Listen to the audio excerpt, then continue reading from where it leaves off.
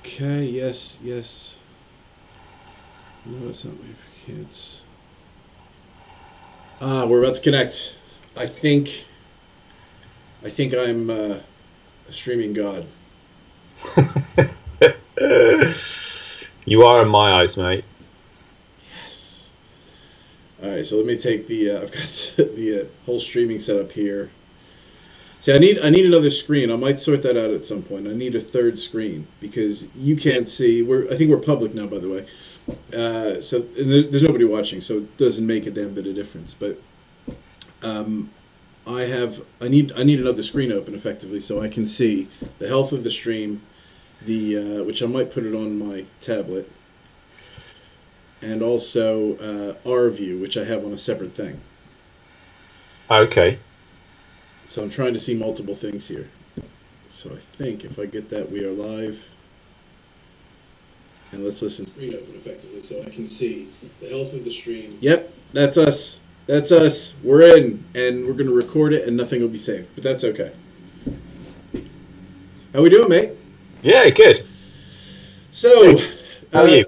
good, good. I've been doing a bit of research, and I think this week, I think as we start to do this, we're going to get a bit more. I think, a bit more slick with this. Right now, it's kind of a. It looks like a big pile of shit that's thrown together, and in many ways, that's not too inaccurate as far as what I'm trying to do. No, not what I'm trying to do. What I am doing. Um, so I thought this week we would pick up a few things. There's a few videos I've seen over the last week. I wanted to get your take on it. I think one of them I wanted to start entering or dipping my toe into discussing British politics a little bit. And I saw I was watching the BBC Breakfast this morning. Do you watch BBC Breakfast ever? Uh, I don't lose sometimes, so sometimes I'll catch it, but I try not to watch it. Okay. So I saw an interview this morning, and I wanted your take on it. And it Okay. was Boris Johnson. Are you happy to share your views on Boris Johnson, just generally? Yeah, I mean, God, yeah. Just generally, I mean, so I don't know a lot about politics. I got to preface that. So, just as a person, he's a bumbling, half funny, a bit of an idiot. He's quite driven, foresight. I mean, I don't really know about the kind of policy side of it. I just know that he's a bit of a bumbling idiot at times, but I got to give him credit. He's also quite funny, and at times he can be more straightforward than some of the politicians, but not always. And actually, I think I'm in the same boat as you. I think when it comes to American politics, I'm really switched on. Switched on. That's not the right word. I'd say I'm really informed. Uh, So yeah, with British politics, and I live for anybody who does end up watching this, or if anybody does end up seeing this, I'm an American, and I've lived in the UK for 13 years. And I think as soon as Brexit happened, I sort of switched off because I don't really understand it, and I don't have a vote. And I've just focused on American politics because I've had a vote. I don't know, it just makes more sense to me. But I saw this morning. I'm going to share a video, and actually, let me make sure that you can hear when I do share my screen. I forgot to do that. I'll let you know. Okay, start sharing, and let me know what you can see. I can see me. Oh, good. Okay, so I need to change the screen that I'm sharing here. Where is that? And I thought I'd set everything up, Hugo. We're back to the pile of shit again, aren't we? Is that your image? I don't think you should be so hard on yourself. That was me being very quick-witted today. That was, mate. You are on it. All right. Yeah. So what I'm going to go to actually is something else I had queued up. It's not this. But what I'm going to do is I'm going to go to a video I queued up. Now, the BBC did an interview with an MP regarding Boris Johnson, and I had it queued up. So I'm just going to go to the video on YouTube. And on that video, effectively, there was an image of a child sleeping on the floor of an NHS hospital who had potential pneumonia. Is this ringing a bell at all to you? Have you heard this story at all? I have not. No. Okay.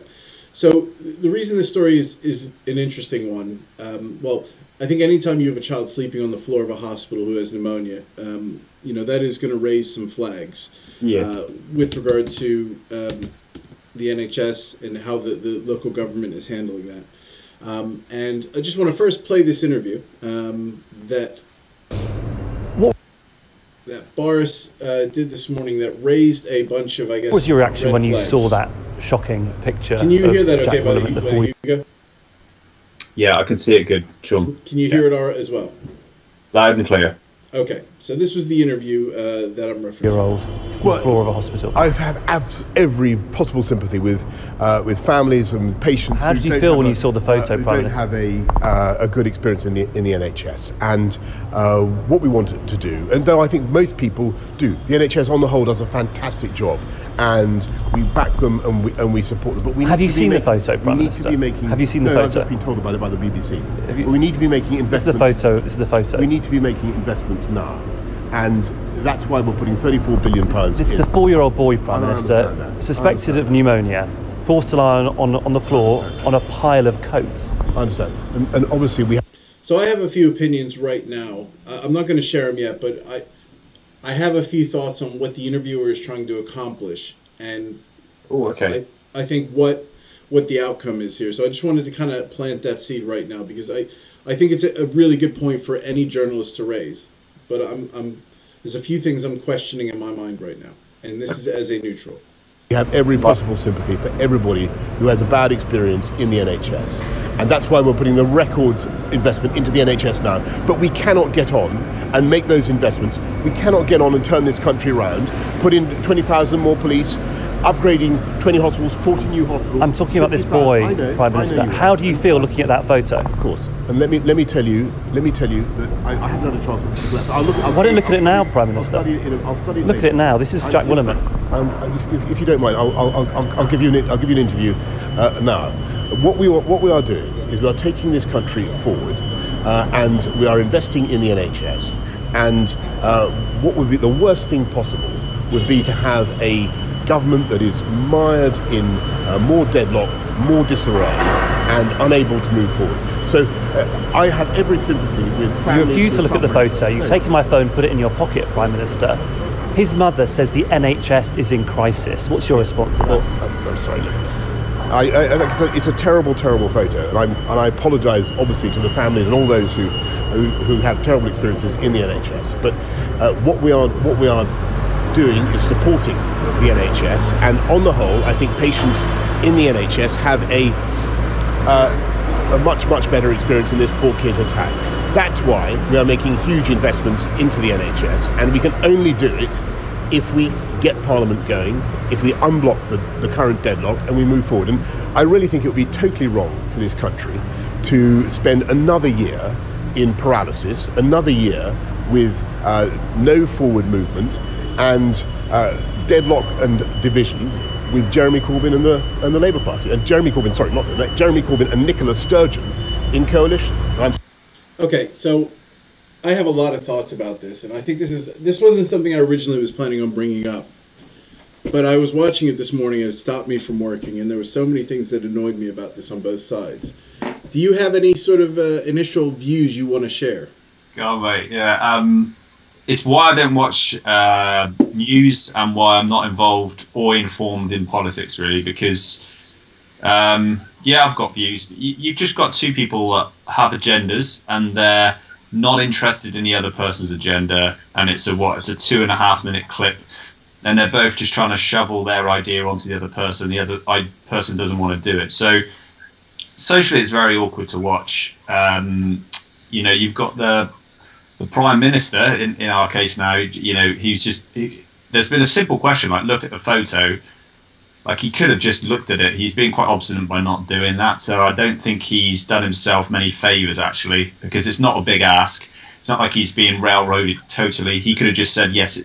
And he did, actually, didn't he? Halfway through, yes, it's awful. It's not nice to look at. And he could have and this is why. He could have gone back onto his agenda. And at the same time, the interviewer, I think, they're just railroad. He wanted some, like, emotional. He wanted to try and trigger something. He wanted some kind of clickbaity kind of type. Well, obviously, I don't know this, but he was fishing for something. That's how it appeared to me. He's just banging along about the photo and this one boy. Look, there's there's a lot more problems than one boy with pneumonia. I'm not saying it's not important. The NHS as a whole, and fixing that is the issue, not one boy in one hospital in one evening, which is where we can get focused on an outrage from, when there are bigger issues going on just, all around. And I understand that's a way of demonstrating that, but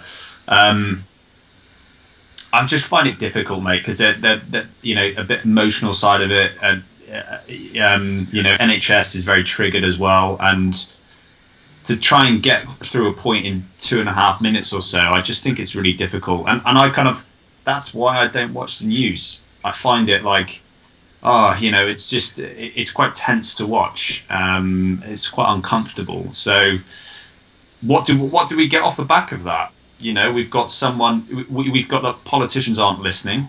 Our head prime minister, the head of our state, isn't listening, and the other side media are trying to bait them into a certain reaction. So in both cases, not great. I don't think the media are doing a fantastic job to that end, and I don't think the prime minister is either. So that's my very non-informed version of it. So I'm really intrigued to hear what you think on it. Yeah, and very much. I like this clip because I don't think you need to be informed to have an opinion on it, and I think this is a good preface for any political conversation we have. Because I look at things with my job, and we've spoken about this before, I very much act as a spokesperson for the good and the bad of my company many times. And I guess I am a professional, but I'm not a professional politician. And when I look at that, so I look at a complaint, effectively. Somebody's bringing a complaint to the director, to the boss. That person has been blindsided, and that person has presented a photo out of context. Now, I understand that he may have heard the story and may understand that this exists. But then to put it in his face and then ask for an apology for something that he hasn't investigated is I think it's a bit unrealistic to expect a good answer. There's for me an expectation that I'm not looking for an outcome. I'm looking for a soundbite. Yeah, exactly. Yeah, that's what I got. And a good reporter should ask those questions, no doubt. What are your views on this? There was a child who was found sleeping on the floor. What are your views? Look at the picture, look at the picture. No. That's not what I want to see as a viewer. I want to say, I appreciate you don't understand the context of this photo. I appreciate you may not want to comment on it. But what are your views that this is a real reality of the NHS? Chances are you're going to research this and find out that this actually happened. What do you think about the state of the NHS? To me, I'm bought into that reporter. I now think that they actually care about that child and care about an outcome instead of, give me an answer to this picture. Say you're sorry. Say you're sorry.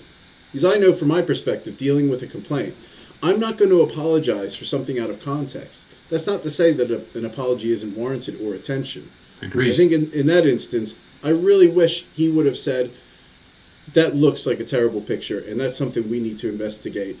Before I comment, and I'd appreciate if you give me some time to look into this. We're going to get somebody to contact this child, the parents of this child, and we are going to speak with them. We're going to find out what's going on. Because essentially, if you look at any issue, I'm sure we could go into any NHS hospital and find similar issues potentially. Not any, sorry, that's not the fair thing to say, but I'm sure out of all the NHS hospitals, there's egregious things happening. Of course. Yeah. And we can find things, and to say the Prime Minister wasn't paying attention to this hospital in Leeds on a given day is ridiculous. Yeah. So I for me, this conversation was something I was just like, I need to talk about this because it bothers me. And the reason I looked at this, I actually looked at this second. So this was the second thing. I actually didn't see the interview until I saw this. Now, I was watching Breakfast, and I think, is it Dan Walker right here? I think that's him, isn't it? Yeah. So this is not a knock on him. I think the guy's a nice enough guy. He plays golf, so that's a winner in my book. Yeah, he seems like enough. Yeah. The interview, again, you get this on BBC Breakfast more with Charlie State, where I get the impression, I need to get a soundbite. I'm just going to keep asking these questions until I get a soundbite, with no real context. And the next interview with somebody speaking on behalf of Boris, again, these are intelligent people who are supposed to be professional spokespeople, for the lack of a better term. Mm-hmm. And this next clip probably annoyed me anymore because it was made into this big thing. And hopefully I've got it queued up. Yeah, let's go. Come on. Come on. No thanks. I don't want to take a survey. Sorry to have taken your phone. There you go. So, Thank you, Brian. Oh yeah, I don't know if you noticed this, but he showed him the picture on the phone, and then Boris Johnson had the phone of the picture, and he pocketed the phone, which I think is brilliant, if I'm honest. I think it's sort of way of just saying, let's talk about that later. Like, this is off the table for the minute, maybe, or he just didn't think about it. But I did catch that; it was quite funny. So, they have this other MP. Thank you very much. Thank you. Oh, that's not the right clip. Why isn't? Didn't I just? I'm a professional apparently. Why isn't this? Stop! I don't want to see this. How do I get out of this? I feel like my grandmother. How the hell did that come up? It's iPlayer, wasn't it? You were on. Yeah. I mean, the elections are You're right, nailed unpredictable it. events, and things can happen. And it's very difficult sometimes in interviews to respond immediately. But he did look at that photograph and apologise. The health secretary went to the hospital as well, spoke to the family. So I'm going to comment on this a bit as I run. Are you okay with that? Because I just want to share. Please, mate. Yeah, my I've views not on this seen one. That is. So first, it's when I see politicians anymore, they're such wet blankets and just seem like pushovers. And, I think listening to this person, I'm so uninspired and I don't even know anything about his politics. And apologised. And I think it's important we remember now the family have asked for privacy and they don't want the issue to be used as some sort of political football. And I think we should all respect that. Fair point, but that's a defence measure. Mm-hmm. So I don't want to go too deeply into this. I'm going to try to make it look like you're the bad person for bringing this family's plight up for political purposes. Yeah. And deal with the wider issues here. And of course at Leeds we'll be seeing investment this year in a new assessment centre for children. So I'm fascinated by the tactics here. So what we see there is I'm going to start redirecting it from this child in this situation to the positive work we're doing in the hospital, specifically in Leeds. Yes. And the reason I'm highlighting this is it just seems a bit disingenuous because it's avoiding a controversial subject where I think politicians look better if they tackle it head on. I'm with you. And then a new hospital being built over the next few years, and that's an investment that's been agreed with NHS England. That's going to bring real benefits to local people in the Leeds metropolitan area. I understand that, but without referring to the picture itself, why is the Prime Minister seemingly incapable of saying, what a horrible picture, I'm really sorry about that, let me get to the bottom of what happened? Why is there no empathy there? Why did it take almost a minute of being shown a picture for him to just look at it and then admit it wasn't particularly good picture and it didn't reflect well on the government and he was going to try and change that? Why did it take such a long time for him to show that empathy? Well, I think he did show the empathy. I mean, these things, are thrust upon people. All right. And this is the worst start to this answer of this question I can think of because it's ignoring the obvious that the Prime Minister did a terrible job of addressing this, initially. However, I think that the expectations are unrealistic when you blindside somebody with a major issue that they haven't had time to necessarily investigate and expect, an amazing response. And I don't know, I feel like this is where politicians are afraid just to be honest and just say, yeah, it wasn't a great answer, but, you can understand he was blindsided with this issue. I totally agree with everything you're saying. You need to understand and take in what it's all about. And he did do that and apologised. And the expression and his view about what he saw, I think, was a human reaction that any of us would have. Those of us as parents, those of us who aren't parents, would sorry, this was a concerning incident. I'm pretty sure if I was interviewing you and I showed you a picture on my phone, you wouldn't take my phone and put it in your pocket. Who gives a fuck? That's just my view on that. I'm venting a bit now, Hugh. Yeah, I can see. Vent away, please. Is the issue really that he put the phone in the pocket? Why are we talking about this? I don't know. This is a reporter thing, though, isn't it? Right? This is the soundbite chase. That's irrelevant. It's just that I get a feel for this. Again, it's just yeah, I can't explain this. This isn't my intuition of what I'm seeing. Yeah. Just seems like people want to see politicians mess up, make mistakes, look stupid, and they're trying to set up things to make that happen. They want that negative outcome. What I asked you to pause it a moment ago because what kind of dawned through my head, we'll listen to this guy kind of defend Boris. You know, it's whereas it's really embarrassing is what we're seeing. Like, you know, this is, I would say it's really embarrassing. It's just quite embarrassing. It's quite difficult to watch someone just, you know, not say the slightest bad word against the guy in his team. And yet, if we had someone on Labour or Lib Dem or someone else from the other teams come and comment on this, it would be embarrassingly over the top the other way.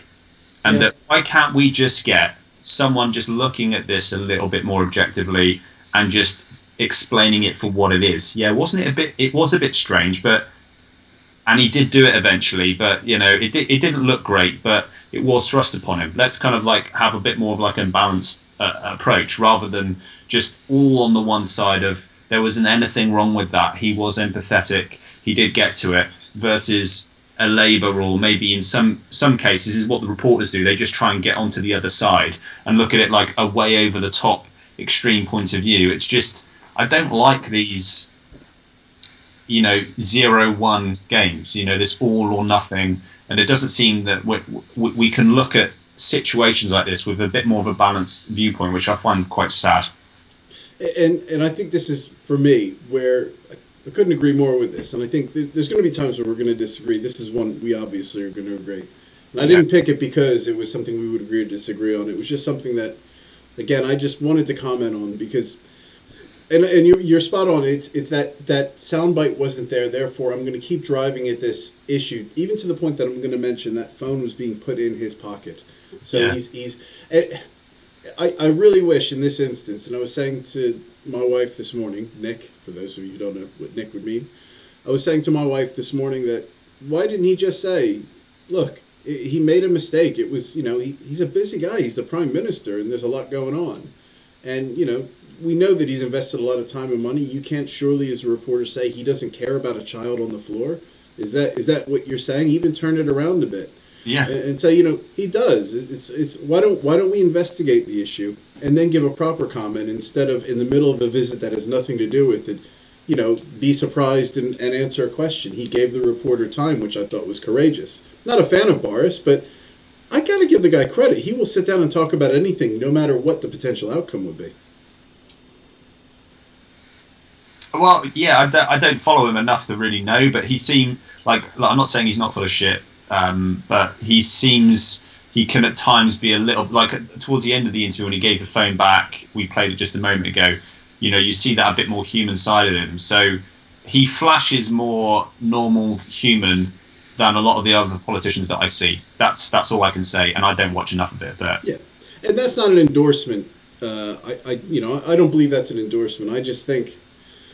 I think it from Dan Walker's perspective, you know, again, we're not focusing on the issue of the NHS. Yes, of course, use this as an example, but we're focusing on how unempathetic the Prime Minister is, as, you know, Dan Walker in his many years of psychology and reading body language, of course, is able to determine that the Prime Minister isn't empathetic, and why don't we talk about his lack of empathy, which is an unrealistic thing to think. No matter how terrible a person Boris Johnson is, if I were to put money on it, I'd probably bet that he is empathetic and does care about that child. I would have thought so. But I think he was obviously defensive for a reason, because if they go down that path for whatever reason, then they get stormed by the opposition. And it's like, it is that sad defensive thing, holding all the cards to your chest, so then we hide the truth with that, and everything else that goes along with it. And we can't uncover really, I mean, what I find quite sad, to go on a slight tangent, is we're dealing with two groups of people that aren't really doing the job for what they're meant for. Mm. So we have politicians that are there to represent us and create a government and life that is the best for the British people, when really what I get a sense of, I could be wrong with it because I'm not a politician, but is they're there to get re-elected. Yeah. So it's about minimizing the negative as much as possible, just saying what people want to hear, whether you end up doing it or not. Then on the flip side, reporters are supposed to help unearth the truth to the general public so we're more informed. But they're not doing their job, 100% to that letter, with that being their truth, because they're gripped by trying to get sound bites and going down the clickbait route and views and numbers and ratings. They're driven by that. So we've got two people doing roles that are incentivized by unhealthy metrics. So we get a very convoluted message off the back of it. We get bullshit with poking, so rather than, someone honestly looking out for that 100% welfare of everyone else, irrespective of themselves or their party. The party shouldn't matter. It's just about the general public. And the report should just be trying to get that message out there as well as they can. Ask difficult questions, yes, but not just relentlessly seek sound bites and clickbaity, bullshit. So, sorry, that was my little rant, but this is why I don't watch the news. Yeah. And I think for me, it's not down to the news to change, because the news is doing what they're supposed to do. They're getting ratings, and that's how they do it. I think it's down to politicians anymore to have a bit of courage and just, accept that you're going to be wrong from time to time. For me, I'd like politicians that will accept responsibility, accept that they're not perfect and they're doing a really difficult job, that no one, it's thankless, and, take some ownership like any business would. I think if you think of anytime you have a complaint that you've put into a company where they've made a big mistake, when they hold their hands up and say, you're right, that was real terrible. We identified that, and we're going to do what we can to fix that. Wow, I love that. I've actually almost forgotten about my complaint. Let's focus on getting the issue corrected. Not, well, let's focus on how, you as a customer were asking the question, and, you seemed a bit snarky, even though we didn't do it on purpose. No, you acknowledge that there was an issue. You take some of the power away from the people asking the questions, and you redirect it to. It's almost like when you see somebody, this is a big stretch, but when you see a celebrity, and I've seen it a few times where they've had pictures stolen from their phone and they have nudes that are published. I've not seen any nudes on the internet, but I've heard there's nudes on the internet. Yeah. Started going down that road, and I thought this might not look good for me. But I've heard there's nudes on the internet, and what they would do is they would publish their own photos to take the power away. Is my audio working, by the way? Yeah. Hello? Yes. I hope my audio's not been off for some of this. Some audio may not have recorded, mate. I'm sorry. We'll have to edit around that. But with with that being said, going back to nudes and totally connecting it to what nobody heard me say, it's still not registering on the desktop audio. I hope it's there. I'm just going to turn it up. Hold on 1 second, mate. May not have recorded, mate. No, it's on there. It's on there. We're okay. So I think with the, in those instances, they publish those pictures and they take the power away from the media. So it's the same thing. You accept that it's there, you own it, and you take it as it's your own issue, and then the media can't argue with you about it. You're on the same team all of a sudden. Yeah, mate, look, I agree with you on everything you just said. The part I disagree with you is where you started saying, I don't really blame the news stations, I put it on the politicians. No, I think it sits with both. I think everything you said can be, realigned with the reporters. That, yeah, it is about, we're not saying don't ask difficult questions. Absolutely, that's your job. But don't make it nonsensical. Don't become like them and obstinate, and just drill in the same stupid question to get a soundbite. Like, come at it from the right sense, Like you said, what a bullshit question to ask about the phone. Just stick to the point. It isn't helped by how the politicians are, of course. Like, they're kind of feeding that behaviour, both of them. But you can influence what the other person's doing. So just take the ownership yourself and be better than them and do the right thing, do the honourable thing, and hopefully we're more likely then to get the right behaviour as a result. But yeah, I would agree with you.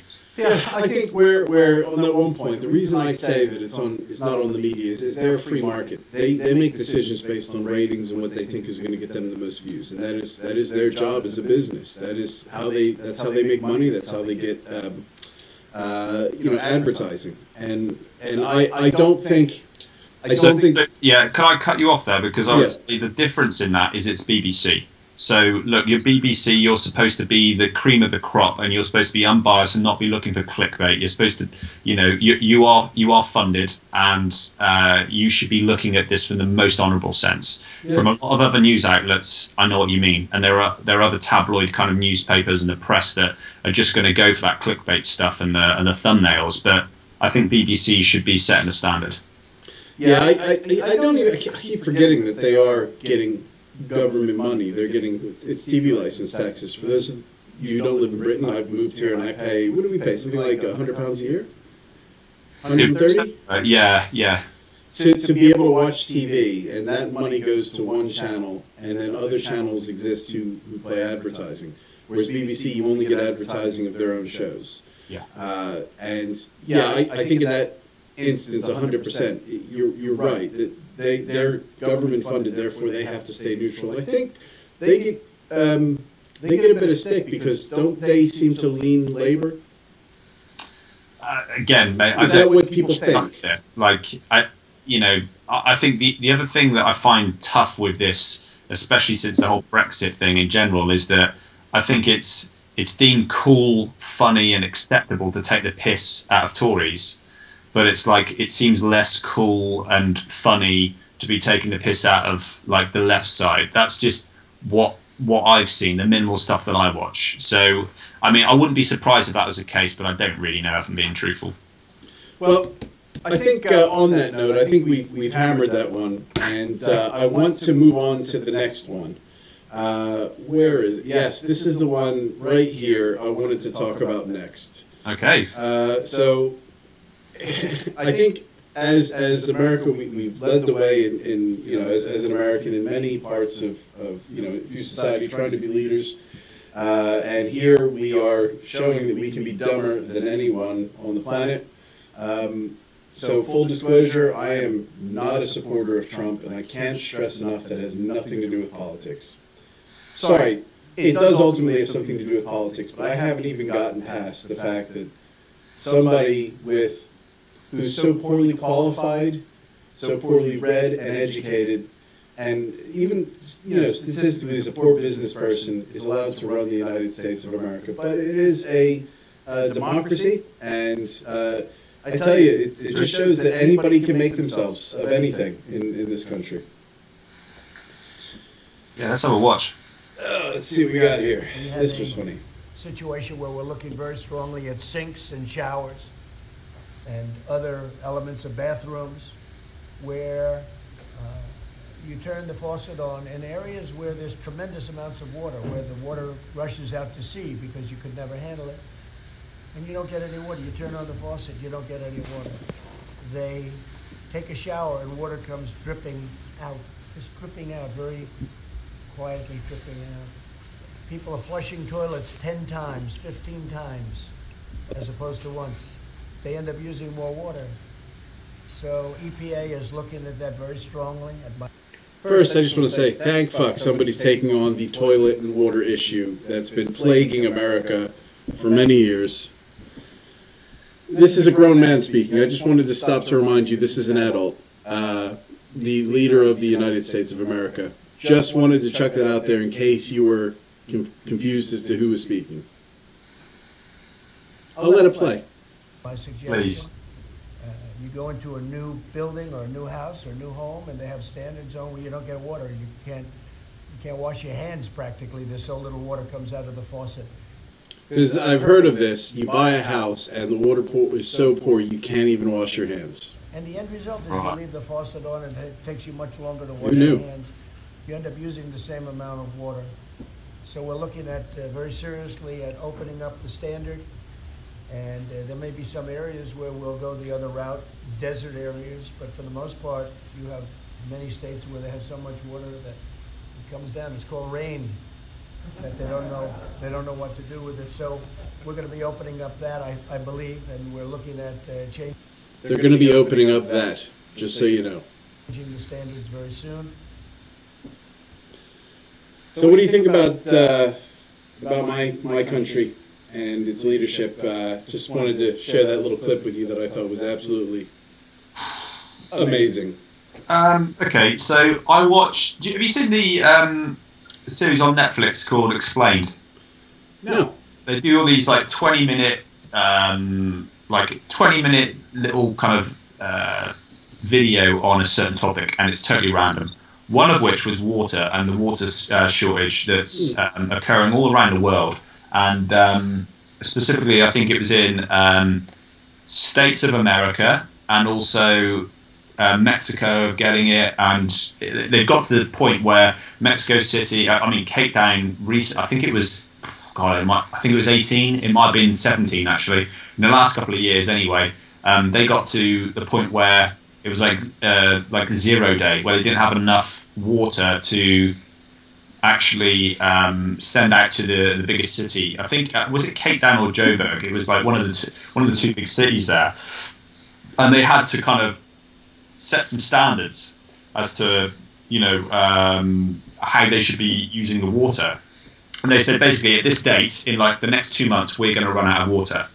And then when it got to that date, because of everyone's standards and what they put into place, they were able to put it back by another month. They carried on another month and it got put back by another month. They carried on again, and then he put it back a few months.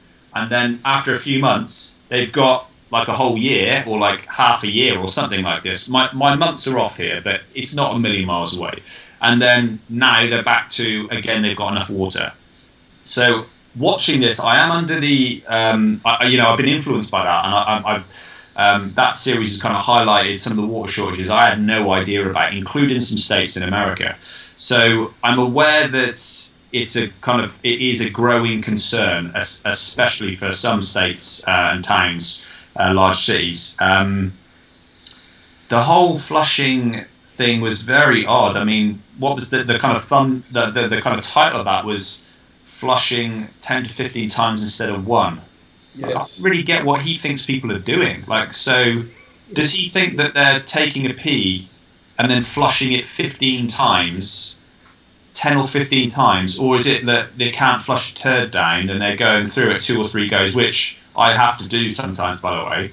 But that's for totally different reasons. Here, like, what is that actually? Where's he getting that from? Like, I know it's not enough time to go through that. I might have missed it. It's not his fault, perhaps, but might have been editing. But I don't really get what that, again, like honing in on that specific example is. We have I'm letting this play again because it's suggesting that people should leave a dump in there and just piss over it for like, like who I don't really understand what he's suggesting there.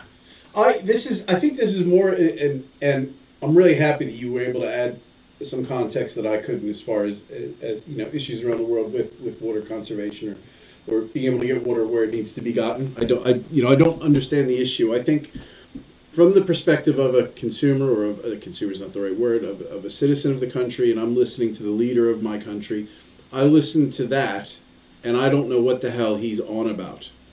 Now, yeah, otherwise. I kind of know what he's saying now, only because I've spoken to you and you've seen something. But listening to him go on about... At sinks and showers and other elements of bathrooms.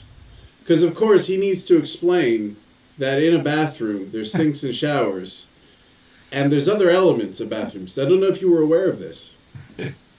Where you turn the faucet on in areas where there's tremendous amounts of water, where the water rushes out to sea because you could never handle it. So...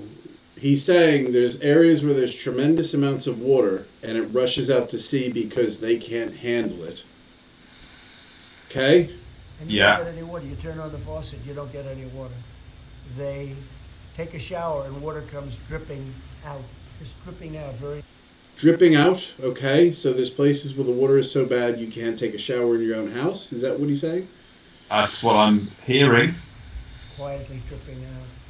People quietly dripping out. We're flushing toilets 10 times, 15 times, as opposed to once. They end up using more water. So I think he is talking about a big deuce. I think. Do you think it's that because there's nothing going out, they're flushing it 15 times because there's nothing there? It's like barely doing anything. Well, on a completely side note, American toilets are way worse than British toilets. Oh, are they? I don't know if you knew this. I'm a big guy. If we can lower the tone for a second. The American toilet uses, I think it's a top-fed gravity system.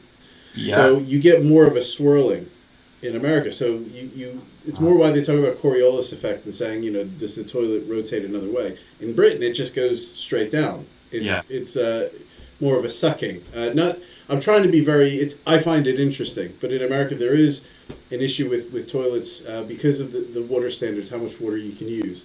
The pressure is low, and it is uncommon for people to have to flush 2 or 3 times to get things moving.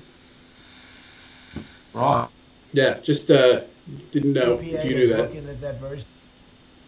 Did we lose you there, mate? Well, I've got a flush a couple of times myself here in the UK. It's just the way it is. I think we lost you for a second there. Sorry about that, mate. That's right.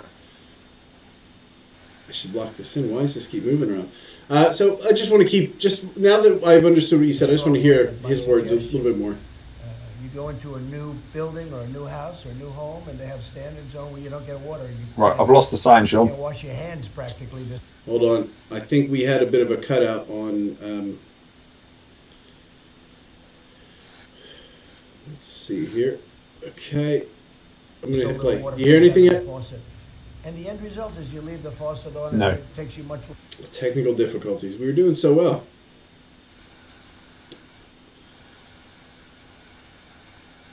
Let's try. I'm going to try to turn the screen off and on.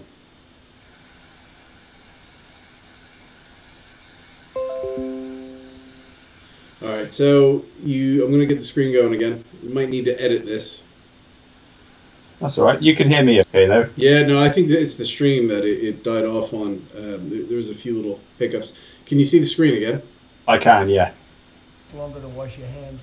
Volume? Yeah, okay, so we just need to do a reset. Just to go back a few seconds. It takes you much longer to wash your hands. You end up using the same amount of water. So we're looking at very seriously at opening up the standard. And So opening up the standard, I guess they're minimizing the water conservation regulations, so businesses can more freely move water from one location to another. Maybe? It's not clear. No, okay, so it's not just me.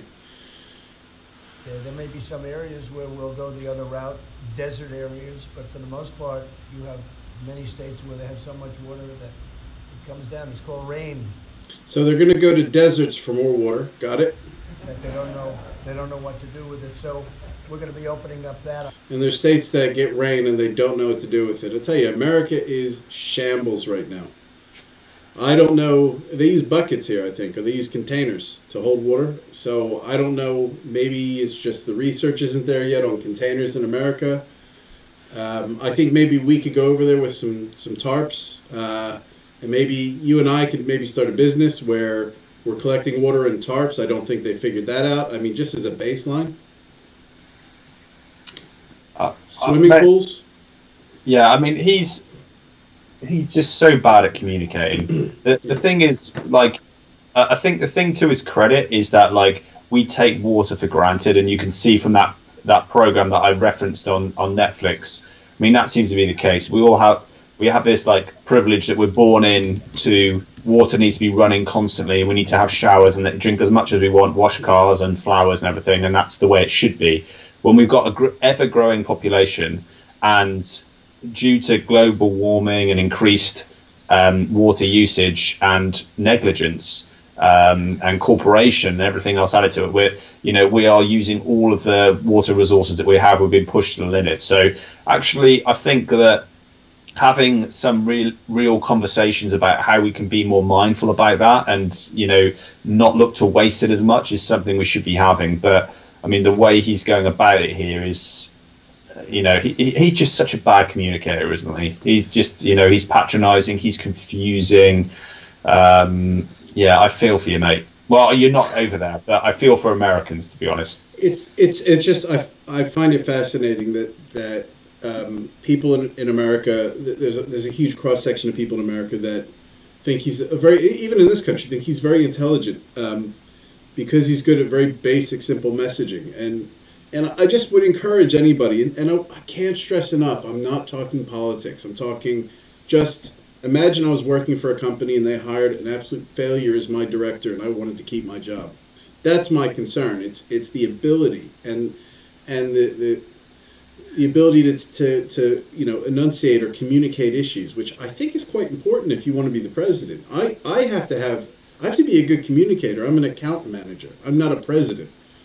So with his level of I don't know what the word is, syntax, vocabulary, I couldn't do the job I'm doing now. I'm not the president of the United States. Yeah, no, I totally agree. I'm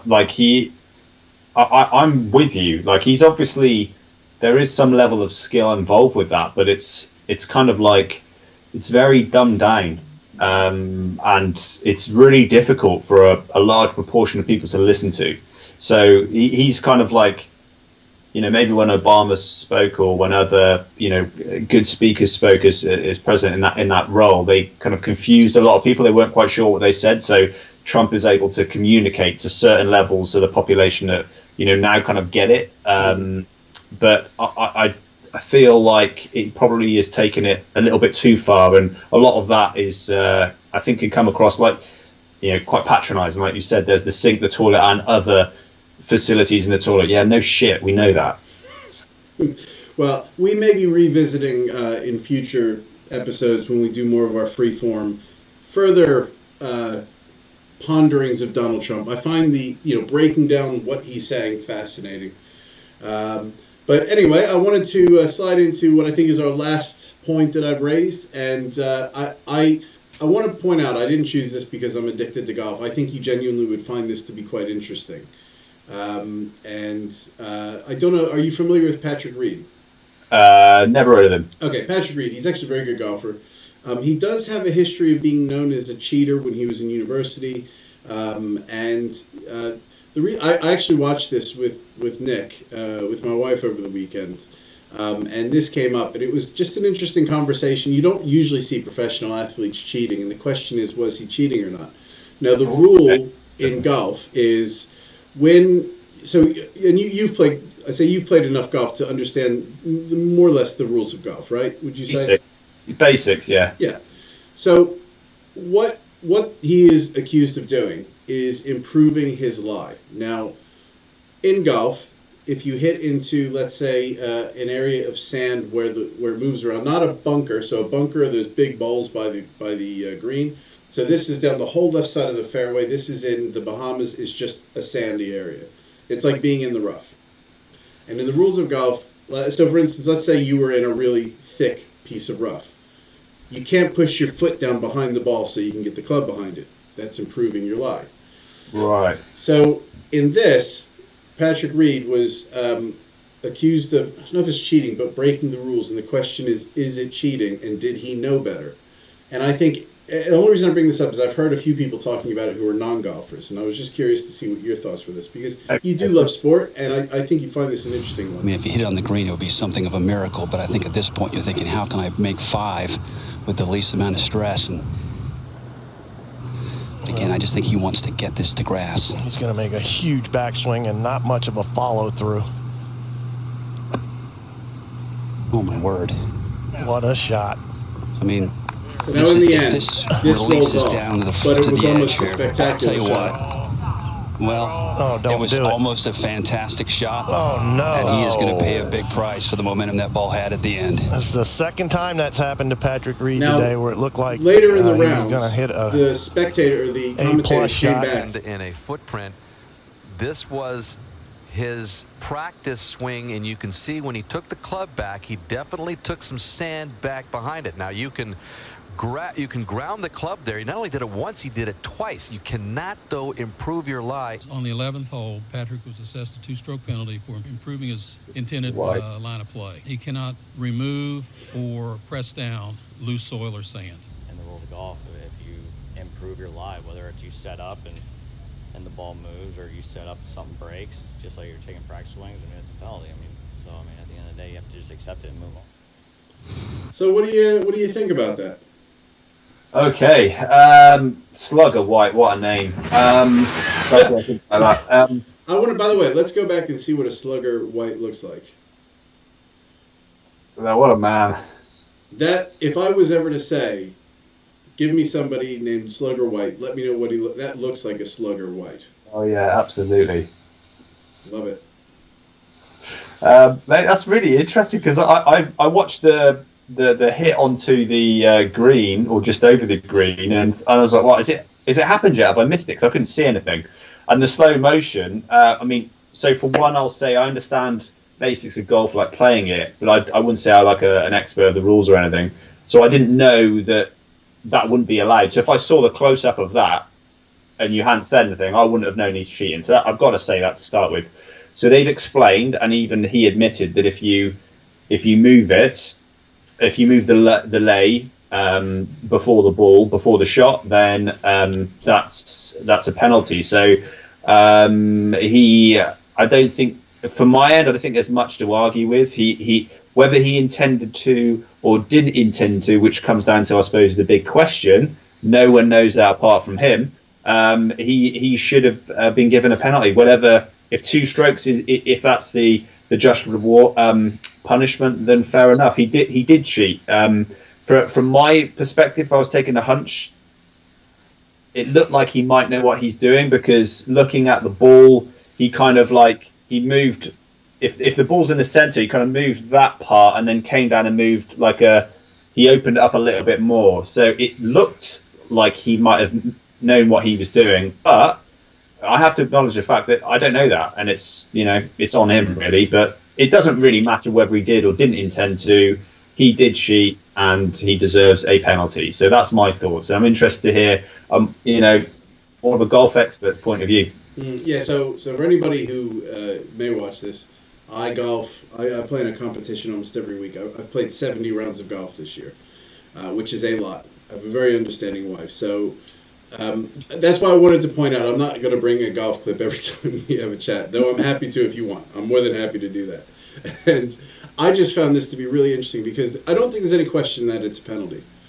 I think when you're on the professional stage, there's 2 things about this that really stood out to me. One, anytime a golfer puts their club down, so let's say in any situation, you're really conscious of not touching the ball, even just touching the ball when you're putting your club down. And to go behind a ball like that, and you can feel what you're doing, scrape and dig the dirt out, which he did it twice. I really struggle with the idea that he did this incidentally. He's one of the top 15 golfers in the world. It's beyond comprehension that this would be an accident, given the number of rounds he's played. Okay. That being said, you are right. We can't penalize him further, because what they're saying is some people are saying he should be suspended or given a year ban, because in golf, it's a self-regulated sport. So when I go out and I play in a competition, I'm playing in a competition, and my buddies are scoring for me, and I'm scoring for them. And there's plenty of times on the course where I don't have TV cameras around me, because I don't know if you know this, but I'm not a professional golfer. I know you've played with me and you've looked at my swing and you thought, surely Sean is a professional golfer. In fact, I'm not. So I didn't want to be, it's a bit of an expose. But moving on from that. Right. It's a game of trust. It's a self-regulated sport. You have to be honest about your outcomes. And the fact that there was cameras there, yeah. So he got a penalty. Yeah, that's fine, and that's the correct thing. He is a cheater. Yes, he's a cheater, and that's going to follow him forever. But his response after that clip, he then said, I understand why they gave me the penalty because of what they saw in that angle, but he said that was a straight from behind camera angle, and I think it was a bit unfair. If you had a different camera angle, it wouldn't have looked as suspicious. And it's such a bullshit answer to give. I don't see any other camera angle that makes that okay. Yeah, one that you can't see as clearly, maybe like the 180 other side. Maybe you wouldn't even notice it, but that's not really the point, is it? Like you said, I wasn't sure what you were gonna say on this one, but so yeah, I suppose it makes sense that you kind of agree. I thought you were gonna say it wasn't like cheating or something, but so people are like up in arms about the fact that someone that plays a game, you should know that this is that he has cheated.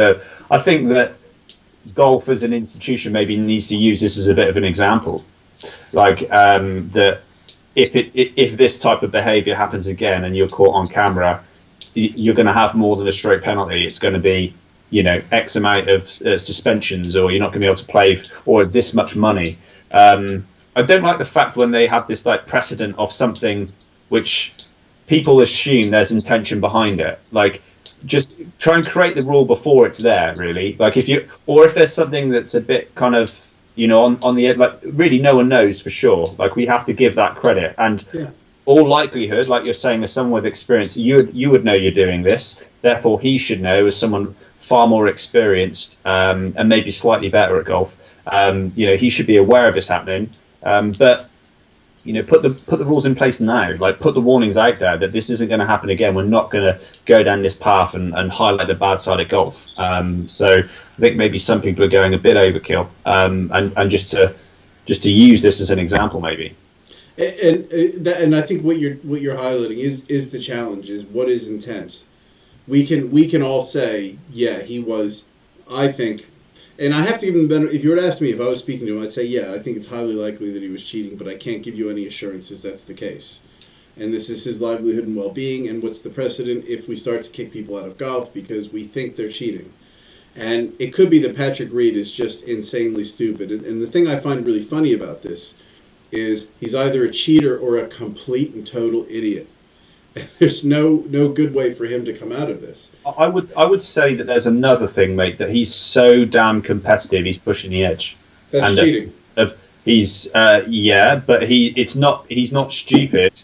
He's just so desperate to win. He's just trying to cut edges, and you see it in all types of sports. People like pushing the boundary, like Richie McCall, rugby player for All Blacks, the captain, like of the greatest rugby team in the world, and he was renowned. He actually won, I think, Rugby Player of the Year at least on one occasion, maybe more. And he was renowned for someone that pushed the game line. So he was known as someone that would cheat on occasion. He basically got away with cheating more than everyone else because he pushed the boundaries of it. So I think that there is, like, we should also step back that this is sport. And actually, how much of an advantage do you get from that? And I'm not condoning what he's doing, but let's just get real with this. This is just sport, and give him the punishment that he deserves. If 2 strokes isn't enough, give him 4 strokes. Give him 6 strokes, because he'll then learn that isn't worth it. I think people can kind of overreact a little bit when we are just ultimately playing a game. I think we can get carried away with that. Yeah, and I'm a bit biased because of my, I guess, my passion for golf.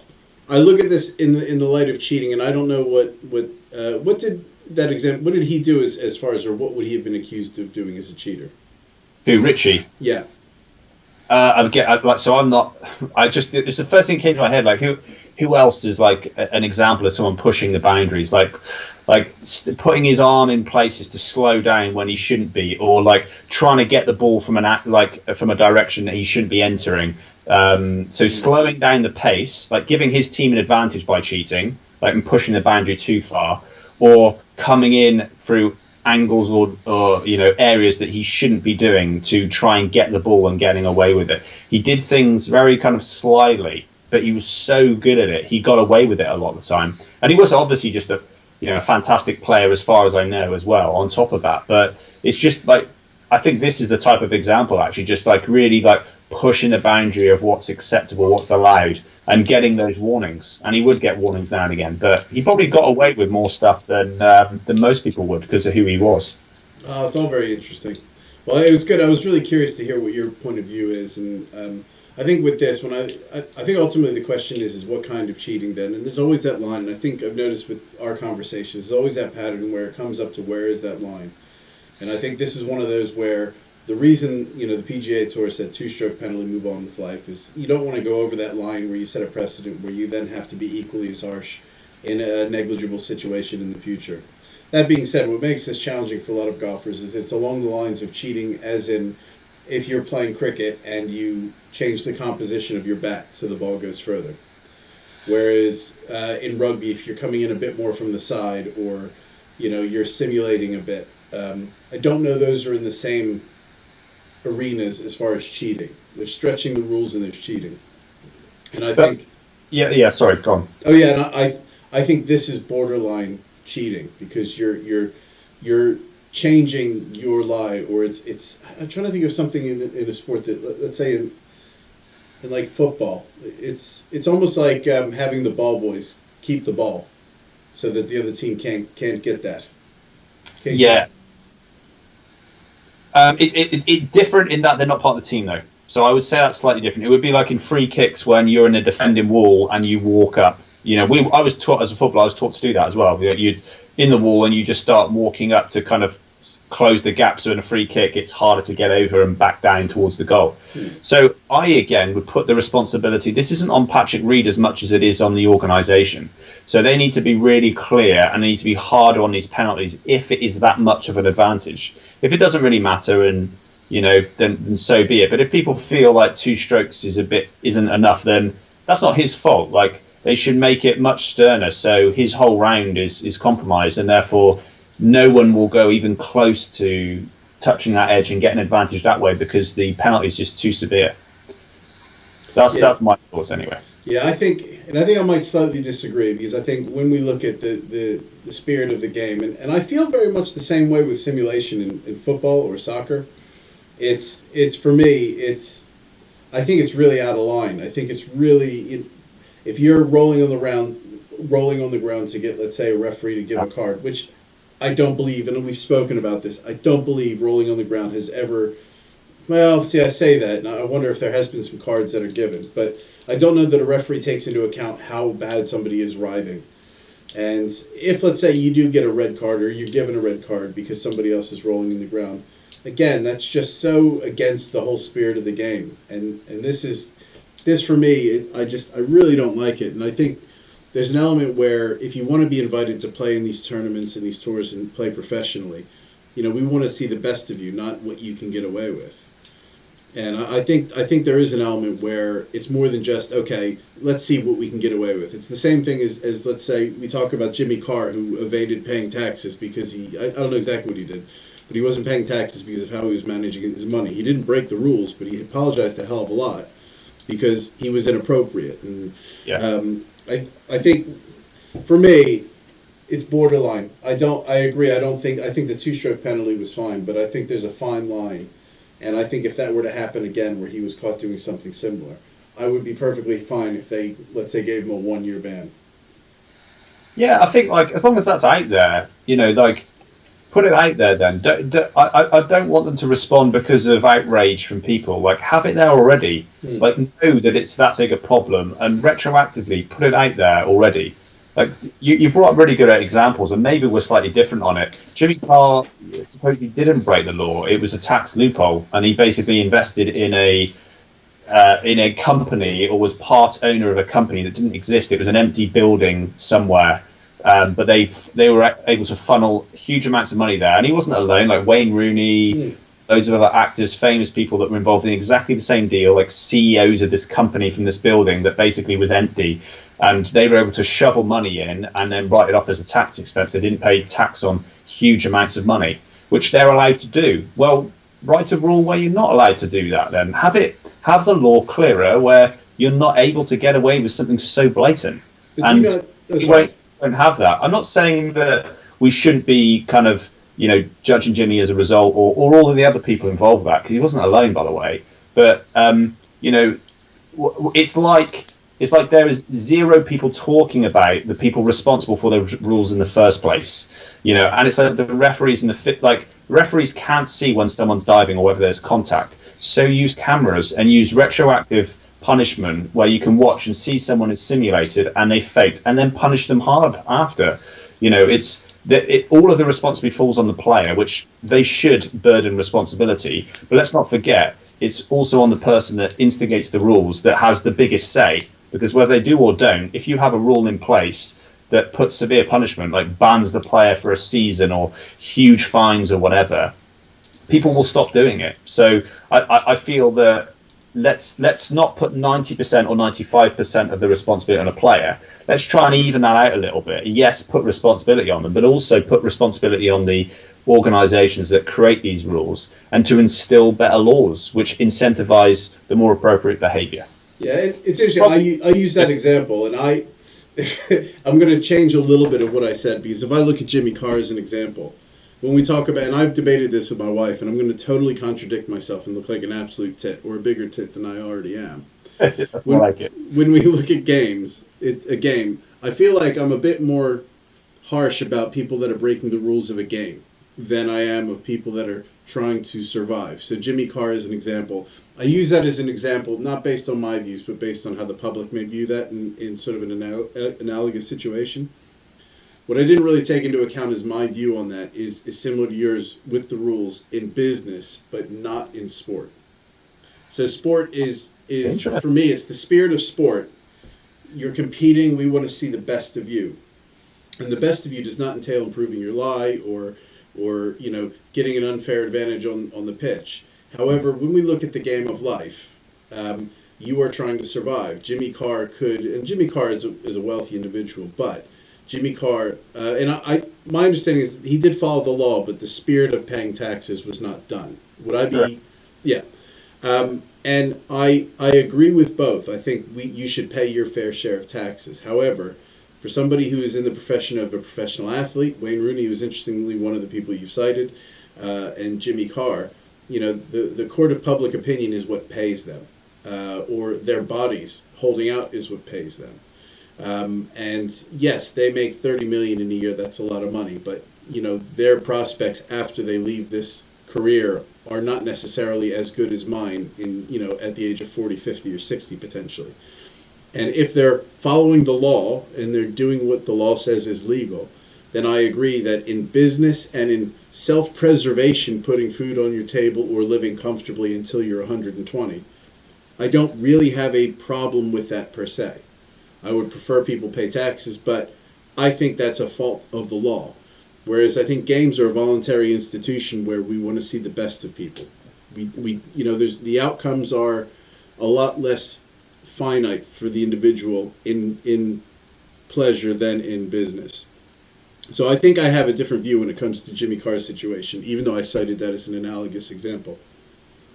Yeah, I feel like I'm kind of a bit more. I have more of a crossover, across the board really. That Patrick Reed has done himself no favors, and we've all judged his character to a degree now. I don't even know who he was, so I now have got, he's the guy that kind of cheated. If I ever see me, but that his character has been exposed, so I feel that's huge. I wouldn't put my character up to be exposed like that. I'd prefer to lose and not, come across like that, because that's what's most important to me. My character, I think, is everything.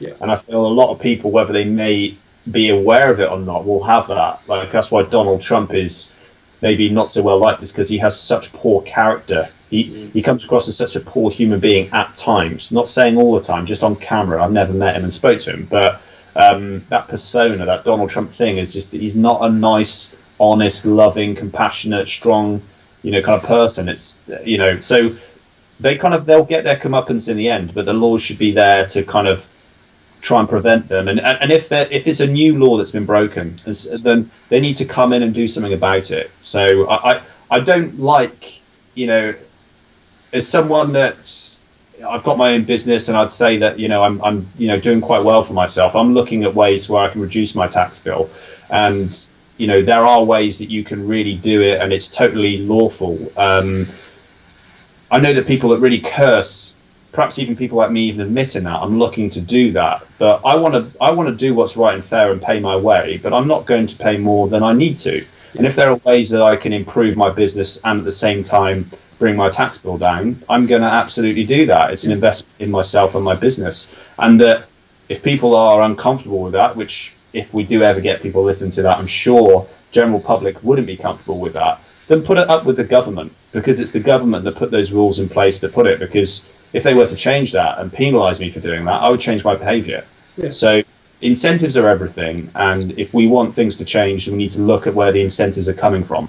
But people will be judged, and they will have their comeuppance. Yeah, I mean it's a good point. You incentivize government to make loopholes so that businesses invest more in property, and then you complain when those businesses invest in property because they get breaks on tax. I find it a bit of a contradiction in in that state, and to, if you were my boss, or you were you own the company that I ran, and you were trying to pay less tax so you can continue to pay employees and not make them redundant, that's not the same conversation as I'm just trying to be greedy and not pay my fair share. And you're 100% right. That's down to the government. If you don't want people to avoid paying taxes, then make it illegal to not pay taxes. Every individual should pay X percentage. However you do that is up to you. There are ways around that. It's just there's a lot of rich people in government that don't want to pay taxes, and they don't want their mates to pay taxes. It's there for exactly. The loopholes or the breaks are there for a reason. They're there because people are allowing them to be there. Everyone's aware of it. So it's on the government in charge to do that, or in this case, a sports organisation to do something about that. They're heavily responsible for it. Well, listen, matey, I think we've gone 10 minutes over the hour, but I really enjoyed that. It was a lot of fun. Me too. So we'll start scheduling when these happen a bit more, so we can give heads up. There's been 2 viewers the whole time, and I think one was my computer and the other was my tablet. So I've really enjoyed watching myself. I think we have plans to do a structured a subjected, pre-agreed topic on. Which I have to listen to. It's going to be on different ways you can eat healthy, and different views on sort of health and I guess I don't really. I have to hear the content. This is one that you're studied up on. I think when we looked at flat Earth, I'm very much in the reverse now when it comes to whether a vegan diet is the best or whether a paleo diet is the best or whether calorie counting is the best. And I'm really interested to see what I find in that, because I don't know enough about it. That's more of your wheelhouse. Yeah, it's just something. I'm just interested in it. I'm definitely not an expert, but I'm fascinated with the debates that go around it, and that you have these, and it's very political and religious. You get people on the one side that eating meat is like cancerous, it's bad for the environment, it's toxic, it's like a demon thing, and on the other side there are people that are eating meat and like, oh, these guys, these kind of wimps, and these people, they want to be real men and eat meat, and it's so good for you, you need the proteins, and you have all of these different crossover diets that kind of blend into both. And just as a topic of seeing how people interact is fascinating, but just generally for longevity, it's something I'm interested in.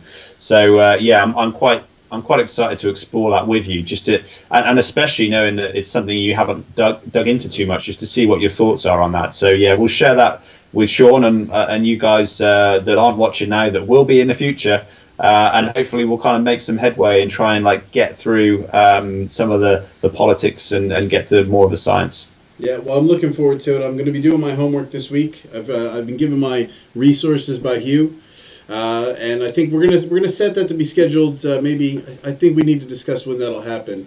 We'll check our schedules to see if we're going to do another sort of unscripted one next week. But I think maybe, what are you thinking? Maybe just after Christmas we do that one, or just before Christmas? Yeah, mate, I'm up for either, to be honest. So we can get one in. We can either get an unscheduled or get that one in for next week. I think I could be ready for next week. I think if I watch, so what you suggested for anybody who does watch this, if you want to be studied up, I'm thinking if I watch the discussion on Joe Rogan, that's going to do a heck of a lot to get me caught up in a very short period. And also that video by, which I'll link it in the description when I do publish this, Peter Attia. So those are the 2 resources I think that will get me up to speed the quickest. Yeah, and this is and the Joe Rogan is in relation to the Game Changers documentary on Netflix, okay, which is like more of like a strong vegan, pro-vegan documentary. And then Joe Rogan did a debunking, and then followed that up debunking of the debunking. So okay, yeah, it's all interesting. Well, I'm going to end the stream there, and Hugh, I will catch up with you later, and thank you for anybody who is watching and putting up with our faces and voices and opinions. If you don't like it, please share, comment, like, subscribe. Is that what we're supposed to say, Hugh? Spot on. Oh, sweet. I didn't know. I'm like 43. I don't even know how old I am anymore. So, yeah, we'll catch you next week.